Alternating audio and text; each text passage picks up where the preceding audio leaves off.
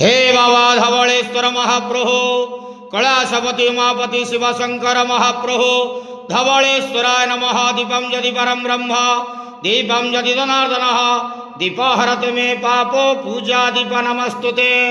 बाबा धवळेश्वर महाप्रभु संसार सुखी रखंतु। आज शुभ मंगलवार रे समस्त श्रद्धालु भक्त मानकर मंगल करंतु। समस्त श्रद्धालु भक्त मानक आशीर्वाद करंतु। मनस्कामना पूर्ण करंतु। कर्म क्षेत्रोन्नति करंतु। ग्रहरिष्ट मान खंडन करंतु। जगतर मंगल करंतु। विश्वर कल्याण करंतु। आपणकर नाम प्रकाश करंतु। सेवकर डाक श्रवण करंतु। समस्त गुआवसा भक्त मानकर मनस्कामना पूर्ण करंतु। बाबा धवळेश्वराय नमो नमः।